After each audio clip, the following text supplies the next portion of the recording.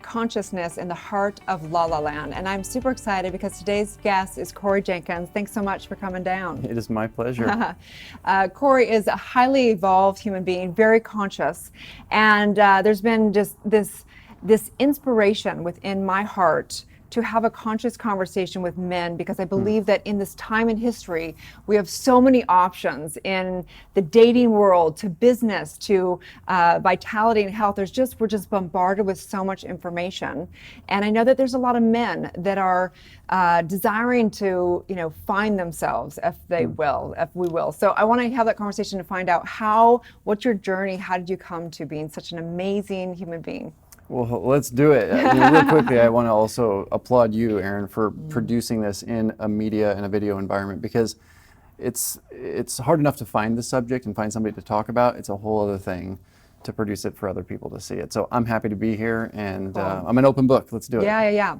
So I know that that you had a few things. First of all, I know that you do exclusive coaching for like high-end, kind of personal and professional. And I also know that you had the talk show, very popular on YouTube years back, and you still do it, the Mailroom TV. You're a co-host and producer on that, Absolutely. right? That was sort of my first introduction, merging personal development with video production. And at the time, we came up with this great tagline, which was helping women understand men and men understand themselves. Good luck. Right. Well, yeah, the whole thing, right? And the idea was, let's talk about experiences that everybody's having. And at the same time, as men, let's admit we don't totally know what's going on inside ourselves. So if we can produce a conversation that, otherwise was taboo because it was men revealing themselves, being emotionally vulnerable, talking about sex, talking about relationships, talking about dating.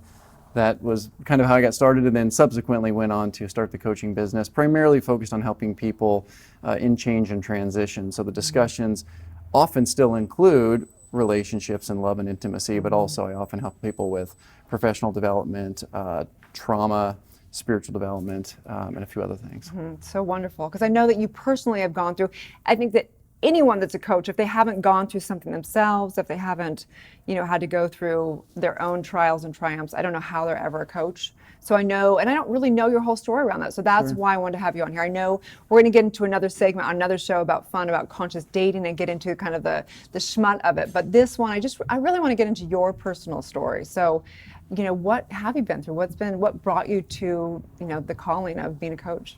Sure.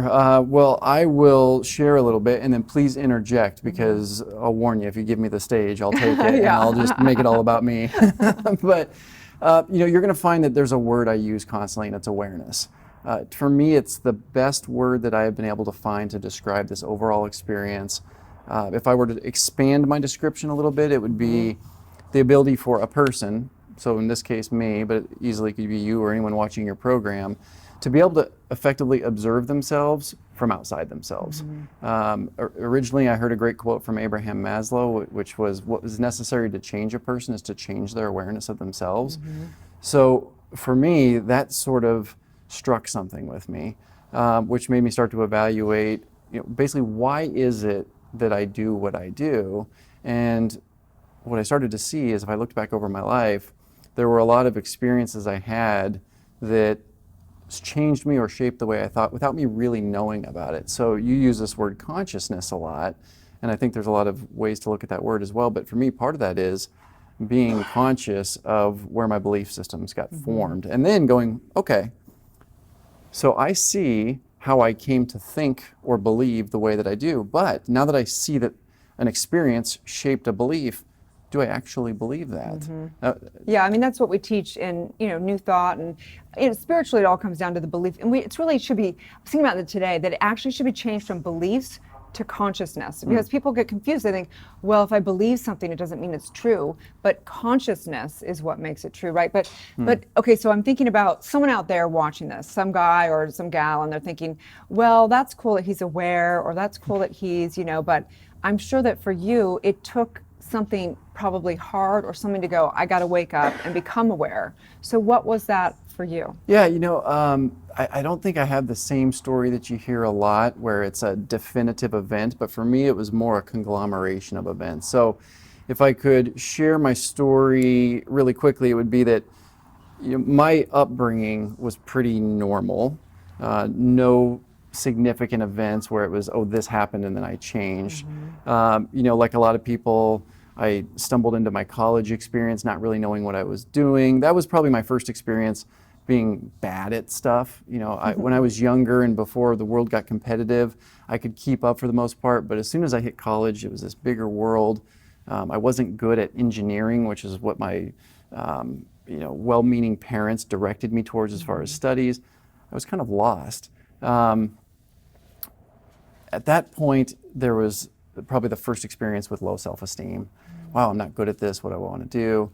So I ended up getting an undergraduate degree in business, not because I'm necessarily a super passionate business person, but that was there and I thought I should finish my college degree. And then Erin, through maybe a little bit of hard work, but also some luck, I ended up having what I would call a pretty successful early career. So, by the time I'm 25, I am making good money, which was very different from my upbringing, right? When I was raised, there was just barely enough money to put food on the table. So all of a sudden, things are changing. The world's changing a little bit. I have resources. This is before 2008, I'm assuming. It is, yeah. We're talking around like 2000. We were all living high on the hog. Thought we had it all, right? Well, and for me, never going to change. Yeah, and it was also my first exposure to that, right? And so, and also the competitive part of me was kind of excited that it looked like I was sort of winning when I looked at myself versus my peers, et cetera. But what ended up happening was a series of things in business went really well. All of a sudden, I've got more resources, I've got more freedom. I moved from Colorado, where I was raised, to Southern California. And then, this is where I think my story is a little bit different. So I'm at 27 years old or so. And really, this is the first time in my life I started to get attention from women. I could buy the things I wanted to buy. I didn't have to work nearly as hard as you would think for the amount of money that I was making. So I had a ton of freedom. And I got to explore a lot of things. And two things really came together for me at that time. One was somebody told me about a Wayne Dyer book. I had never read a spiritual book that spoke to me before. He's great. Yeah, well, and for me, it was my first exposure. That was the biggest thing, right? Some people hearing that might go, oh, Wayne Dyer, I know about him, doesn't work for me. But for me, it was as if somebody had written down my thoughts. And so, you talked a little bit about conscious men. Well, for me, this is the first time I'd heard a man be vulnerable in what he wrote and have me relate to it. So important, huh? So many few male role models that are actually vulnerable and speaking from the heart. And I'd never seen that exist. For me, the only thing I'd ever seen in that category was like Tony Robbins. And with all due respect to him, not my brand. I'm not into the bigness and the production of it. I really wanted to hear somebody share from their heart. So this got to me. I started to attend various personal development programs. I don't know, every couple of months I would attend. I was spending a ton of money on all these things. So I was really thirsty for this. No pun intended. Ironically, I also at that time, started to abuse alcohol, without me knowing it, though. Right now, I know a lot more about that, and I understand that there are people that are predisposed to that, where the experience of craving can be generated by putting that into my body. There's also a certain obsession of the mind that I didn't know that I had. So I had this kind of interesting story where I was already interested in a higher level of awareness, but at the same time, I was choosing a very poor strategy to get there. Wow. And it's such a great point. Like, it seems like you're talking about how at the times where you thought it was all good, like, you were making money, you had the women, you had all these things. It's actually like the time that was like maybe not the blessing at all. The blessing came in the hard times, whenever, which is so fascinating. And I know that we have to take a break, but when I come back, I want to hear more about that, because I know that there was some, recovery and going through that. And I want to have your perspective, because I know that sometimes people want it to be anonymous. And what do you feel about that? So what I want to find out more when we come back, and how you handle that in your coaching, and what advice you give for other men out there that are going through that right now, that want, they know maybe there's some kind of a problem, but maybe they're not like on heroin, right? They haven't like Sure. hit Yeah. that kind of a low, but yet they know that it's like not really working for them. There's something in them they know. So when we come back, I'd like to talk about that. Looking forward to really talking about getting conscious as a man, and looking at your dark side and seeing what are you going to do about it, right? How do you handle that? So we'll be right back, okay?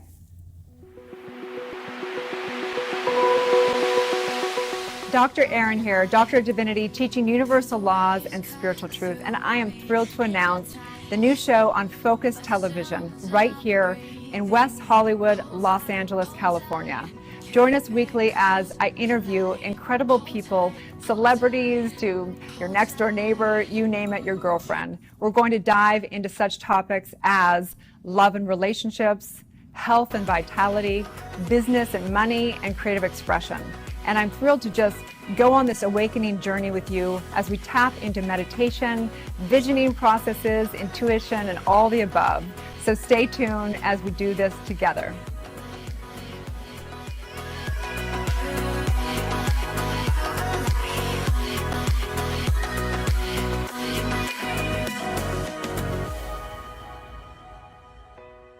Okay, we're back with Corey Jenkins, and we're talking about recovery. We're talking about becoming a conscious man. And that's a little tough in the heart of La La Land, with so much like glitz and glitter everywhere and all the produced women, and there's just so much here. And so I want to hear more about, what was the moment where you said, you know what, I gotta stop drinking?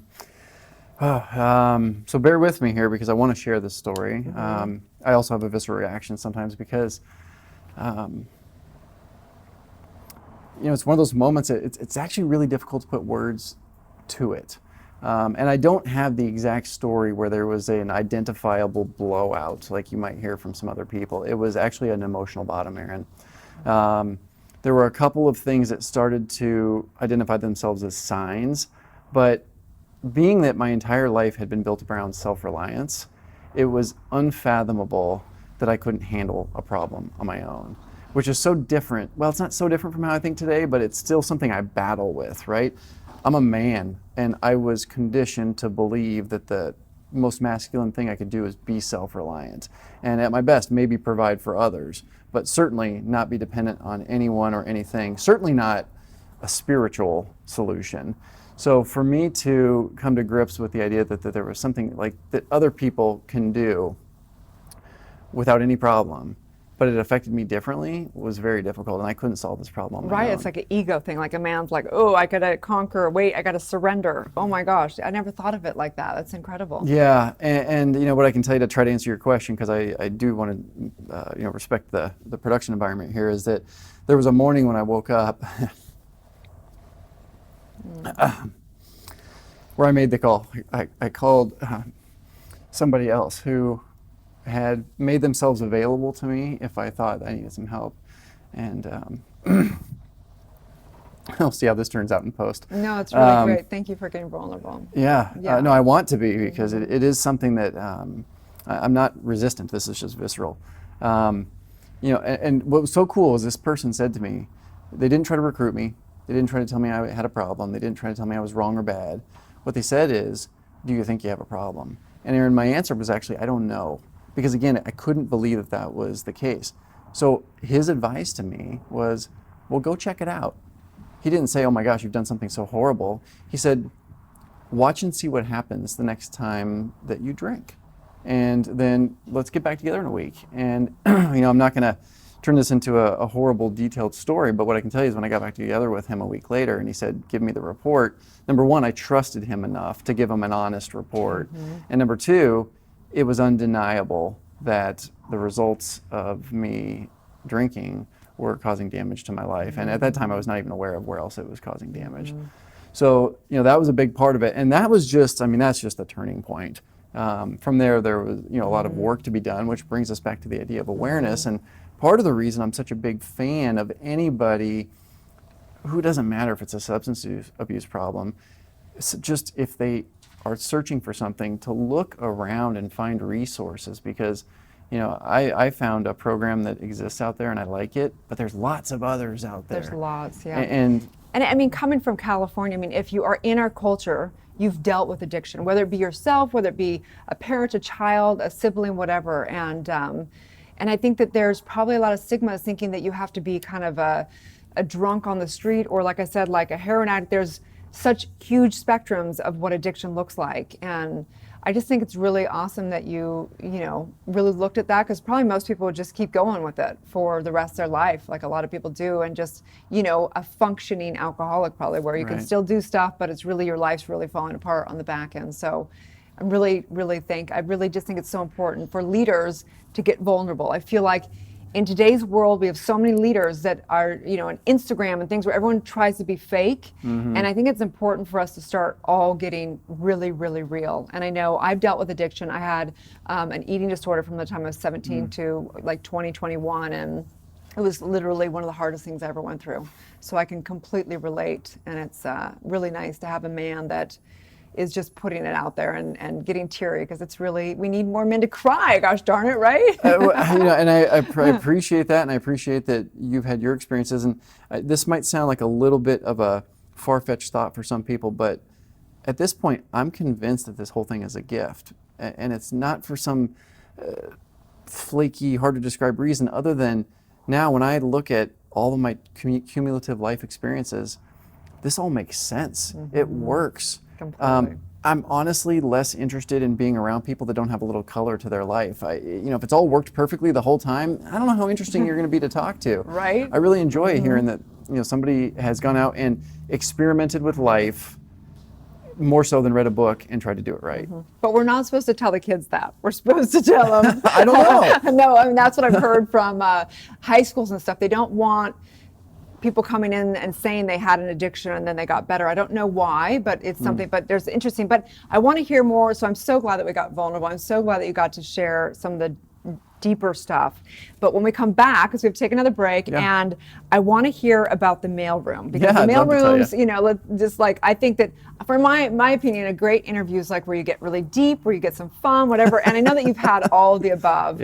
And so I want to hear about how you dealt with, more of a shallow conversation, if you will, around dating while you were going through kind of, any of that stuff in your life, like how you had the balance in that. So when we come back, I want to hear about the mailroom, dating online on YouTube, and all the conversations. And, it's a fun topic. So we're going to hear some of the juice behind the scenes when we come back. Hey there, thanks for tuning in to the Dr. Erin Show. I'm thrilled to be here on this journey together. And I wanted to say that if you like, share, and comment this community, it's very important as we go higher together. I also want to invite you to download my app on everything from iTunes to iHeartRadio to Google+.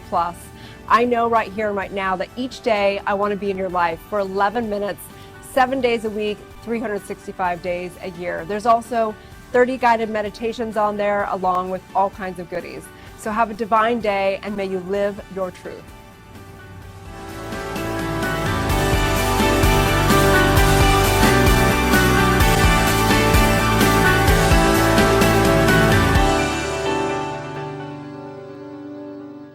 Okay, we're back with Corey again, and we get to talk about the good stuff this time. So when Corey was coming on, I thought, what were the hottest topics? What were the best segments on YouTube for the mailroom? So he wrote me back and he said, these were the hottest topics. He said, and just the hottest topics, by the way. I'm not saying that we designed them that way. This is. It was just like, the rankings or whatever on YouTube, right? He didn't pick this necessarily, just the rankings of YouTube and how many people watched it. So these are, I'll just read them off real quick. So number one is what men honestly think about women's bodies. Sex, so what men honestly think about sex. Are men emasculated in modern relationships? Intimacy from a man's perspective. How long should I wait to have sex? That's a good one. And chemistry versus compatibility. So I want to know, what was your favorite segment?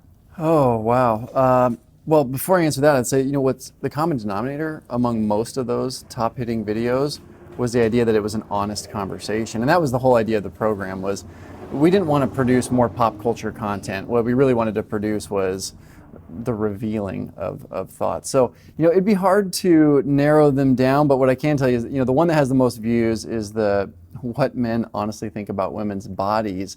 And it went viral shortly after it went out. And I was surprised because in the world of 3-minute videos, this is a 60-minute video. Oh, wow. Yeah, it's just amazing. And I think what affected people was, and I was a little younger when we produced that video, but it was myself, and I want to give credit to my old co-host. We were like polar opposites, right? Back then I would wear like a shirt and tie. He was this crazy Hollywood guy that was just all over the place, but it really worked well.